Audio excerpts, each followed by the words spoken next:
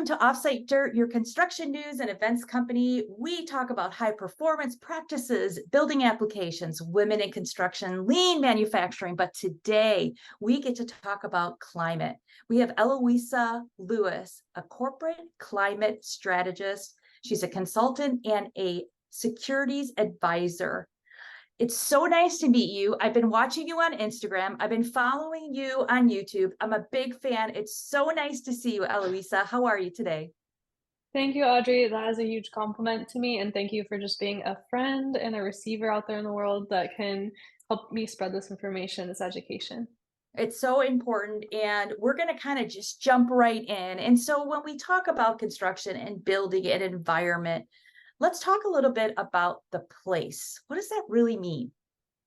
Right, yeah. So I think that, anyone working on the built environment should really be recognizing place in terms of like this kind of philosophical question, what does place mean? Because one of the biggest errors that happens in general with landscape architecture and even construction of buildings is just not taking in consideration the species that are inhabiting the place, the community that's already inhabiting the space, and of course the climate of the space. And why that matters is because I've seen so many failures on site where the wrong species of tree is planted, for example, so it will never fruit. So maybe like someone wanted apple trees, the wrong species planted, and then because it's not adapted for that environment, it will never bear fruit, something like that.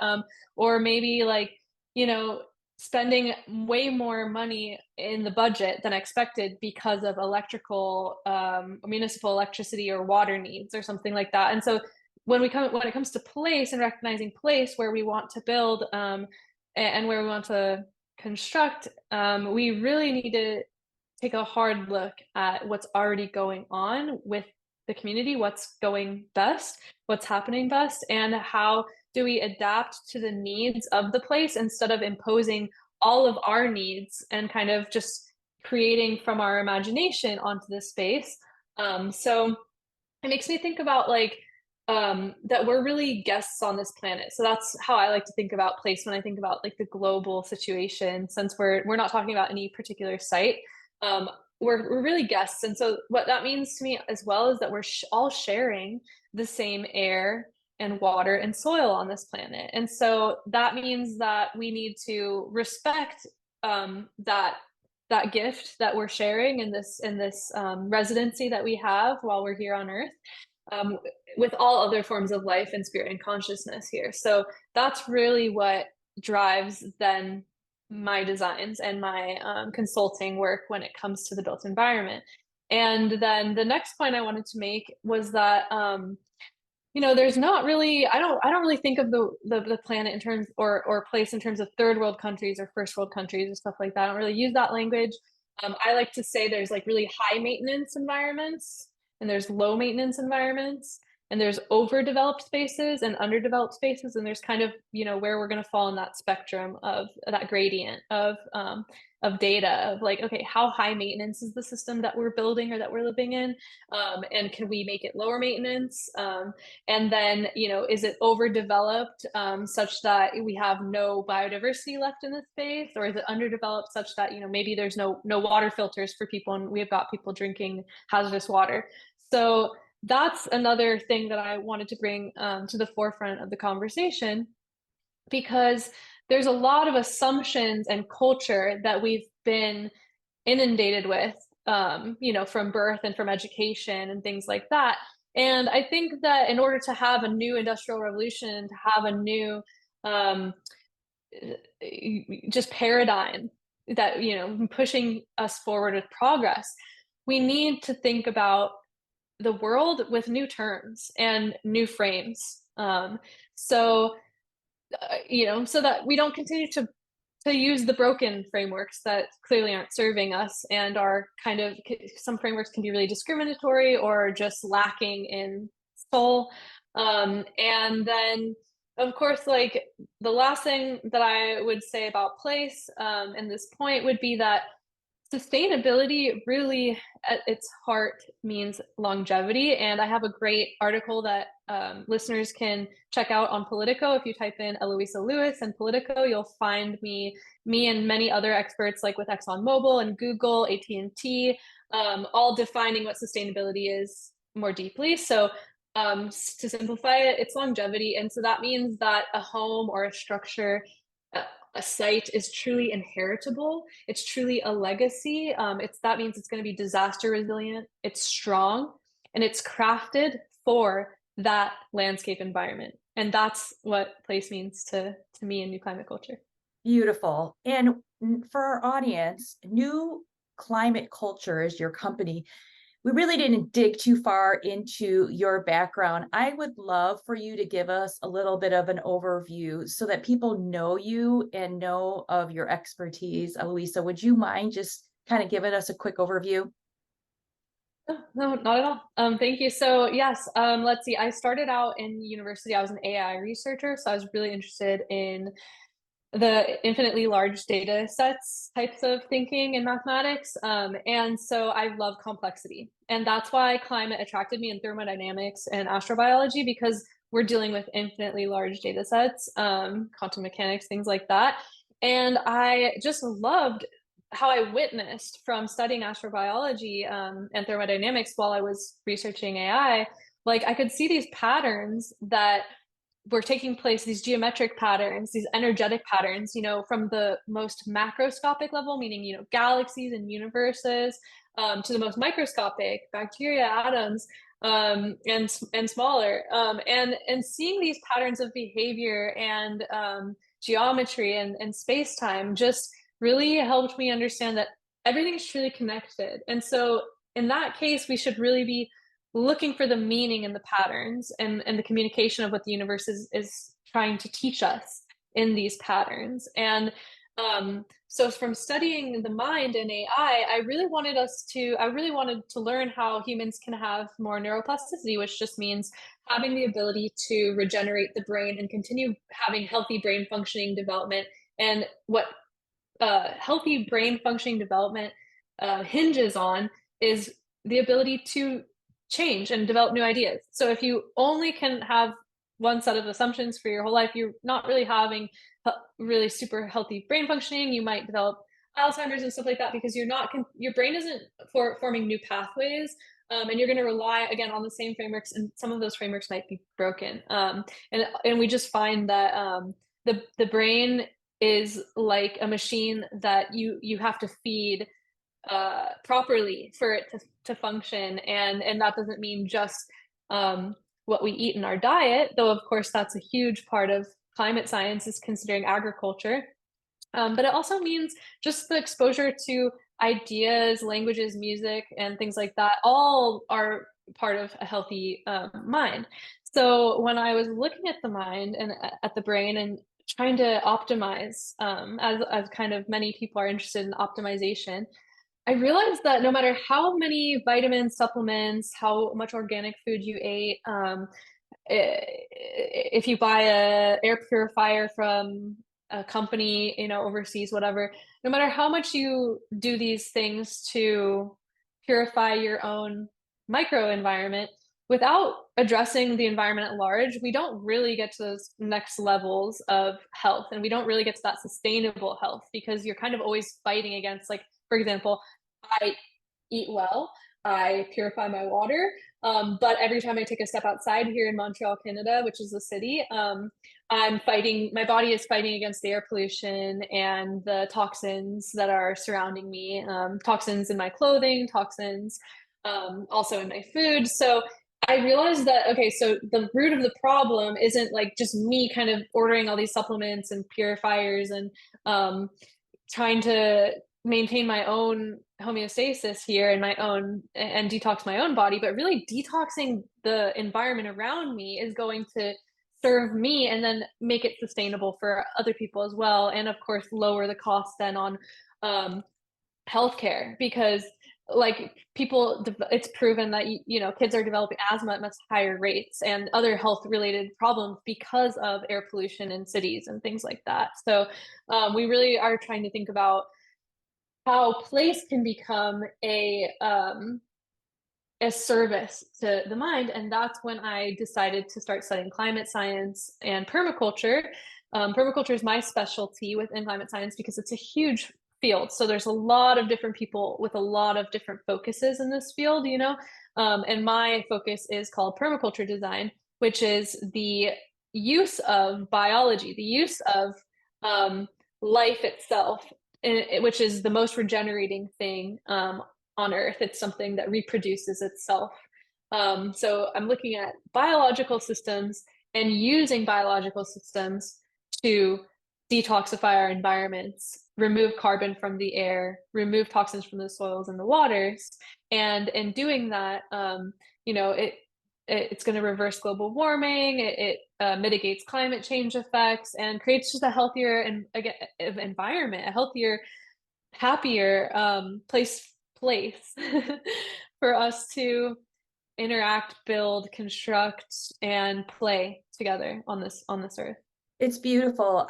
You're like, the words are just coming out and the connection to the world just comes in. It's so lovely to hear, you're on Politico and you're talking with these huge brands that are out there either doing good or not. It's wonderful to talk about longevity and how resilient we are in regeneration and biological systems. These are all words and all opportunities for us to grow. And so when I look at that, I feel as though that's kind of what we're doing with offsite construction or prefab construction or high performance. Really, we're trying to create the built environment to be environmentally friendly. When you do offsite construction, you have less disruption on site. You are using less material waste. You're building with high performance, you're having wall systems that will be able to withstand the ecosystems outside and be able to have clean air come in and have these places where you won't be getting allergies. So you're touching on so many topics, and it's funny, it's all interrelated. We're all one, right? It's all this nature Yeah. of what you've been talking about. And I think that's why I was so excited to have you on the show, because when we're talking about building, everybody's in this crisis of the missing middle, homelessness. We need 5 million homes to be able to fulfill what is currently needed for the people is in the United States, not globally. So it's attractive to hear you talk about, yeah, I want to have longevity, and you're really interested in the body and the brain, and it's so connected with our outside condition and our outside nature. So when you look at longevity and you're looking at these practices, and these buzzwords you're using are just making me like so excited, because I feel like I preach this stuff maybe in not so many clear ways, but it's definitely the intention behind it.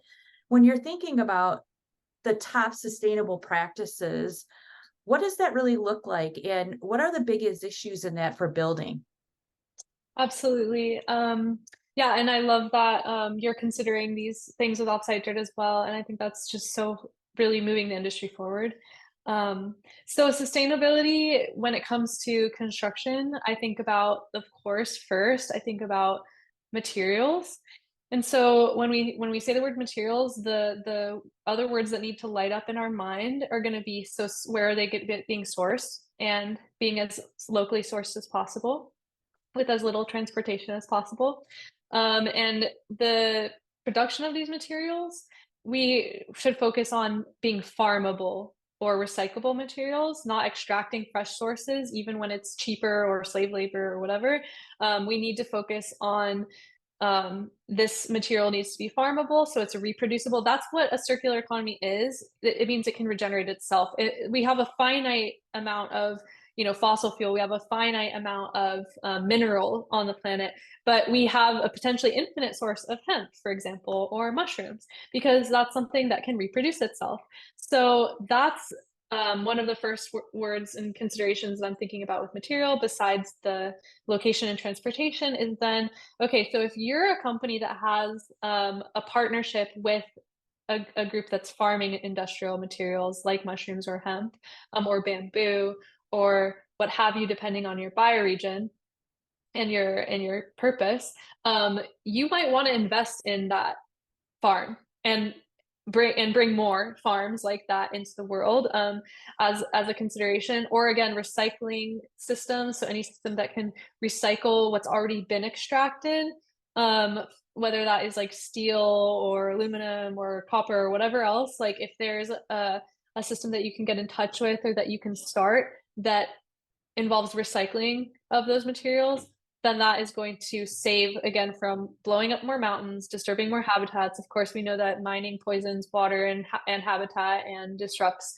so much activity. And but I also have like opportunities. So this isn't necessarily the average or everyday person, but I do have partnerships with companies that are able to recycle the most difficult materials such as lithium and steel and all kinds of selenium. Basically anything on the periodic table is recyclable in principle, using plasma technology. And so I have corporate partners that are working in that technology and implementing it in the world. So really the sky's the limit. I think that people, the solutions are all available here for that, and they're just investment opportunities. So, um, so yeah, so that's another thing when it comes to materials. And then the next thing I would say for top considerations with sustainability would then be the energy efficiency. So we need to create highly energy efficient systems, meaning that you know, where we place the windows in the building and where we and how we move airflow through the building can all be done passively with so we can get passive heat, we can get passive light, we can get passive airflow without involving electricity. And so that's going to reduce not only costs, of course, but dependency on the grid and extraction of energy from wherever that grid is sourcing, whether it's hydroelectric, geothermal, whatever it is. And then I also wanted to say that, yeah, the energy efficiency, we need to think about energy efficiency with waste and transportation. So thinking about like reducing the number of times we need to take waste offsite so that it's not kind of just done superfluously and without thought, and just focusing on um, kind of constricting ourselves to the most to optimize. And then I wanted to mention there's lots of really cool ways to get completely off of the grid and completely close the loop for your clients. And one of the most amazing and accessible ways to do that is with technology called biogas. So biogas can be produced, it's a propane alternative and it's propane adjacent. So it pretty much plugs into any propane system that you have. And we know that like a lot of homes run on propane. So like biogas can be produced with agricultural waste, with human waste, and with food waste. So really anything you can compost can turn into biogas fuel. So that's saving you costs because you're not going to be having to go pay for the gas to go pick up the propane, driving the propane back to your home to install it into your systems, because you're going to have, once you invest in the biogas system or you build your own, you're going to have an infinite supply of basically a propane alternative, biogas, which is more environmentally friendly. And of course, it's financially friendly, and it's closing that loop on you know, what do we do with all this food waste and what do we do with all this human waste that we have going around and where do we put it? Well, let's turn it into electricity, let's turn it into hot water, let's turn it into gas for the stove.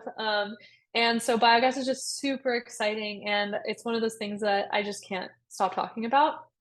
Then the last thing for the point on sustainability with construction that I think is that triage moment of like, let's really look into the biggest problems and fix those first before we get to like all of the lesser issues. Water, right? So water is so important to any site since water is life itself. And we need to make sure that our water and our water systems are circular and off the grid. So all kinds of ways to do that. And the two biggest, brightest ways to do it is rainwater catchment. So catching rainwater right from the sky and then siphoning it into containers for your agricultural and personal needs. And yes, this can be done anywhere. I'm from Arizona, where we get some of the least rainfall in the entire country, and we have enough water during the year that if you're just smart about collecting it, you won't need any offsite water the rest of the year, because it's just really about, again, efficiency optimization of when it does rain, you make sure that you collect it, and because we have monsoons, so we don't have frequent rainfall, but when it rains, it pours. So you collect it in that time, and then you've got it for the rest of the year or until the next monsoon season. And then the second way, that's really the maverick of water systems, is gray water systems. So that means now the water that is wastewater is being returned to the ecosystem, and that will eventually end up as rain again. So you're completing the cycle, and instead of siphoning water back into municipal systems, which is costly. It's costly to get water from municipalities, and it's also costly for the city to then treat the water. Um, so if you can have your own water collection and treatment, you're gonna remove yourself from that economy, which is great because that economy is very rarely, if ever, efficient or sustainable. And you're gonna have the ability to, with gray water systems, and using like kind of biodegradable soaps, things like that, making those small changes, the water will go right back into the ecosystem, and it'll go into your garden, it'll go into your landscaping, or it'll go into the groundwater, replenishing the groundwater, which is the best thing for the ecosystem, the planet, for farmers, and for the climate, because actually groundwater also helps with preventing fires as well, like we just saw in Wow, Miami. that Yeah. is amazing. Okay, so many good things. And I have to tell you, we talk about passive house and passive house design on here all the time. So you speaking Yes. specifically about those factors, you are so loved on this channel because that's exactly what we feel is so important. And it's as easy as window placements. It's as easy as design and knowing these things. It's as easy as getting an energy test in your house and figuring out where things are leaking out of your house so you can seal them up. Those are just small things. I love that you've So talked true. about gray water. I think it's wonderful that you're talking about biogas. These are things that people just don't have these conversations, and they're small little things. Water catchment, you can go to Amazon and you can actually get one for, like, you could get a really reasonable water catchment system for when it rains. Like, Oh these are yeah. not expensive solutions, which I think is wonderful. Oh, the cost diminish, and then you're really Helping it's the paying for itself. environment. Yeah, it's gonna pay for It's itself, and you're gonna holistic. help the environment. It's great because you're all that money that you're gonna spend dealing with municipal water and electricity and stuff, once you get off of that, or even propane, like Yes. I've lived on propane, so I know what it's like to have to go and buy it and pick it up and stuff, and you can just save all that money, and like, why not? And then your kids are gonna, and then again, we're talking about inheritability, and we're talking about, if it's not your kids, it's somebody else's kids that's gonna buy that house one day. So you're setting them up for the highest success and property value as well, whether that's an office space or a residency. And I yeah, agree with you. just I agree. Let's talk a yeah. little bit about the long-term benefits of these solutions. What do you see, Eloisa, in, being out there and really involved in this climate culture? Yes, yeah, totally. So, what I think is the most exciting about these simple solutions, and before I really jump into that, I just want to make another comment. You said, people aren't talking about this. Nobody's teaching about this is the problem. Like, Exactly. That is the no, I problem. had to go to a specialty school. I had to go to a special school to learn this, and now I teach at universities because I love even it. tenured PhD professors at huge universities haven't been exposed to the data I have, just because, like, this stuff is, you have to really care. You have to really be looking. You have to really be in the field doing it. You can't just be somewhere in an office expecting it to land on your lap out of the sky. Like, if you're really going to get into sustainability, you have to be looking for it. And that's, how we found each other as well, is Yes. because, people like us are looking for each other because we're moving the needle. And so long-term effects, and how does this interweave with the big picture of climate science? Like, again, restoring water into the ground and reducing dependency on the grid is reducing wildfires. It is, it's measurable. It's a scientific proven fact that the more that farmers or cities are mismanaging the ecosystem, the more that it's putting us all at risk for earthquake, famine, flood, fire, and other issues, disasters, natural disasters. They're not completely random. And that's something that I had to learn in technical school, was that natural disasters are not entirely random, and there are patterns, again, patterns that we can look at to see, okay, what makes an area particularly vulnerable and what makes an area particularly resilient. Along that line, not only will having more water in your system help with these natural disasters, but it's going to help feed the biodiversity. Water is life and it's food just like anything else. And so the more water that's around your living space and your ecosystem that you're building in, and the more you consider the water and how you're interacting it with it when you're on that site, the more you're going to create biodiversity, which is a wildlife sanctuary. You can think of it like that. The more living things that are coming together, it creates food. Everything is food for something else. So it's kind of just like creating more and more food for more and more organisms to eat and be born and thrive. You're going to create a great circumstance, an oasis, really, wildlife oasis. And in doing that, wow, there's just this domino effect of benefits, because now we've created a wildlife sanctuary and a biodiversity sanctuary. Now we're sequestering massive amounts of carbon from the atmosphere, and we're actually creating a microclimate. And what a microclimate is it stabilizes the weather and the temperature of that region. So the most destabilized environments are the ones that are the most ravaged ecologically. They're the ones that are the most extracted and heavily farmed environments. Those are the most vulnerable. And often that's why they're heating up rapidly, like cities and suburbs. They're going to heat up much faster than kind of like an eco village or an eco city, or there might be a part of a city that has no parks. That's going to be many degrees higher than a part of the city that still has greenery in it. And so that's a microclimate. That's what we're talking about. So if you want to live in a world that isn't, too hot, I have clients all over the place. I was talking with some clients in Florida last year, and they're like, Elsa, what do we do? We're too hot here in Florida. I was telling them, like, okay, get more greenery around you on your site, on your property right now. The best time to plant a tree is 20 years ago. So let's do it today, because that's what it is about. And it's not all trees, but it really biodiversity does have that effect of immediately cooling your immediate environment. And then when you scale it up, and I've got one of my great business partners over in Arizona, Jonah Ivy. He's working on a project to plant like 30 million trees for the municipality. And that's when we really get that huge impact that we want, which is, okay, let's reduce the temperature, not just of our neighborhood, not just of our immediate home, but of the entire county or city. Amazing. And so microclimates. Then again, I'll just circle back briefly just to say disaster resilience is key here. We are going to see more and more dramatic weather destroying construction.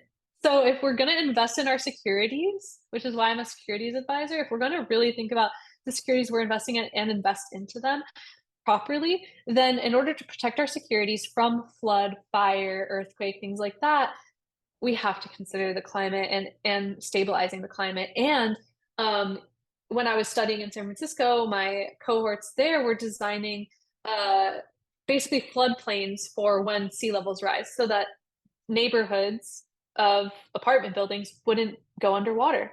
So if you can have these flood catchments on site, you're gonna prepare for water, sea levels rising, or if there's flooding that happens annually or seasonally in your area, then it's predictable.